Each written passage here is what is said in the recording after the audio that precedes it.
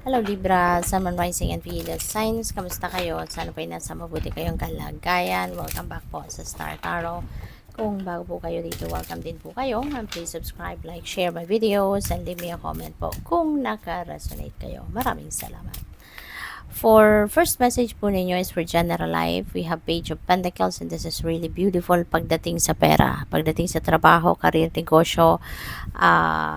Maaari kasi na mayroong mga balita na paparating, may mga tip na paparating dito siguro na magbibigay sa iyo ng heads up, no, para sa mga magagandang oportunidad na pwedeng related sa trabaho, karera, negosyo, yung ganon.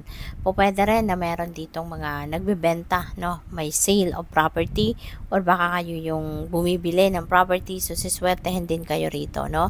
Make sure lang na babasahin ninyo, no, yung mga dokumento na i-go through ninyo dito, deed of sale, mga ganon, mga transfer, mga land transfer, mga ganon. So make sure na lahat ng papeles, no, inaaral ninyo, binabasa ninyo before you sign.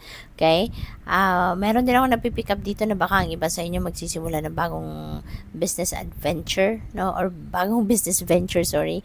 So pwedeng ganon, or meron job interview, no, baka meron job interview ang iba sa inyo sa ngayon. So good luck po. Sa inyong money, career, and finances, we have 7 of Wands. Ayan. So, nagbabantay kayo, no? You are being defensive, you are being protective, no? Dito. Kaya, naka-defensive mode din kayo. Kasi, so, pwedeng sa trabaho to, no? Pwedeng sa trabaho, merong mga nang-i-intimidate sa inyo, pwedeng maraming naiinggit sa inyo.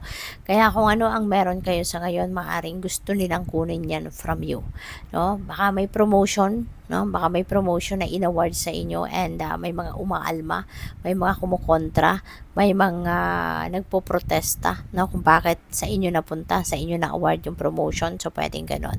So anything that is valuable para sa iyo, no, pag-ingatan mo yan. Tama yan na nagbabantay ka, nagmamatsyag ka, you are being observant kasi don't give in, no? Huwag kang papatalo sa mga kung ano-anong mga binabalak nila sa iyo. Huwag mong i-give up kung anong pinaghirapan mo. Whatever it is that you deserve, no, yan ang kunin mo. At huwag mong hayaan na apak-apakan ka ng ibang tao, no? Stand your ground, stand for what you believe in, focus on yourself, you know, at wag mo silang hayaan, no, na dikdiking ka na hindi naman kailangan. Diba? So, sa inyong relationship naman, strength ang kailangan mo, inner strength. Ayan. So, baka ang iba sa inyo dito, baka din merong sitwasyon wherein baka may tension, baka may pag-aaway, may hindi kayo pagkakaintindihan, you are not in the same page with your person. Kaya wag kang give up din, no? Lakasan mo lang ang inyong loob. If you want to save the relationship, do whatever you can to save the relationship. Or kung kayo yung kailangang mag-sorry, 'di ba? Para hindi na mag-escalate yung away, hindi na mag-escalate yung problema. Okay? So magpakatatag ka kasi yung paghihingi din ng sorry, it's not an easy thing to do, 'di ba? Kaya kung alam mo na ikaw yung kailangan mag-sorry, lakasan mo ang loob mo at gawin mo 'yon, no? To save your relationship. Okay? So kuha tayo ng clarifiers and before I draw, maraming salamat muna sa mga nakapag-subscribe na sa aking channel, and if you haven't subscribed yet, please subscribe, like, and share my videos. At saka salamat sa mga hindi nag-skip ng ads at sa mga nagdo-donate, no, nagbibigay ng super thanks. Maraming salamat po for your support.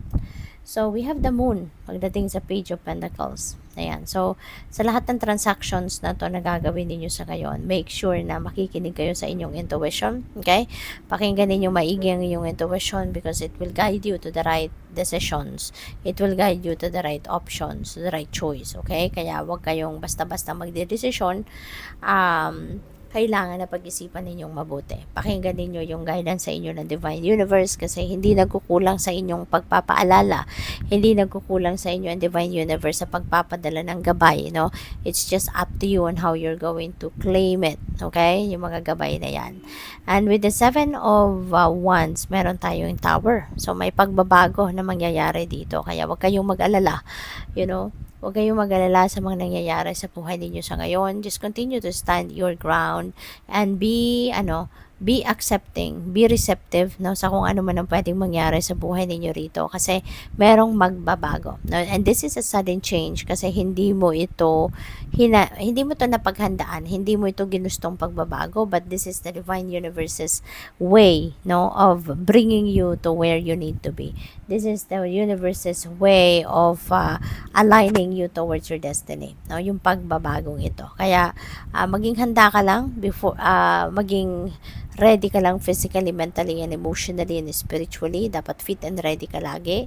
Be ready for anything. Kasi dito sa money, career, and finances ninyo, merong pagbabagong magaganap. There is a little shake up, no, sa inyong sitwasyon dito. Kaya maging handa ka lang, magpakatatag ka lang at kakayanin mo 'yan, no?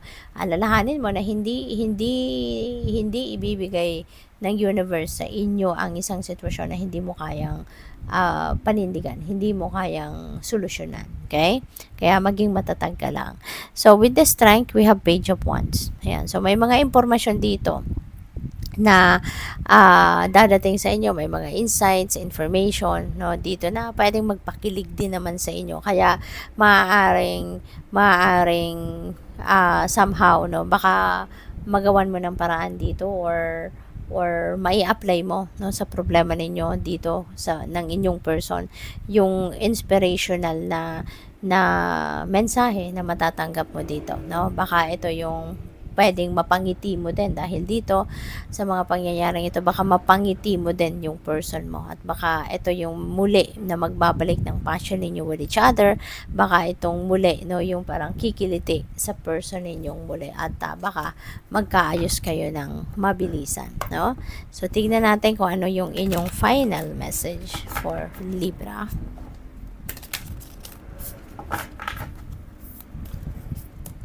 So, we have ancestors and apples. Ayan. So, parang nakikita ko dito parang merong pagtitipon, no, ng pamilya, magkakapamilya because baka merong padasal or merong death anniversary, no, ng inyong kapamilya at magtitipon-tipon kayo. You are coming together, all of you, no, at baka meron ditong pag-uusap regarding mana, no, baka i-discuss during this pagtitipon yung hatian, no, ng inyong mga mamanahin. So good luck, thank you for watching. Love and light, namaste.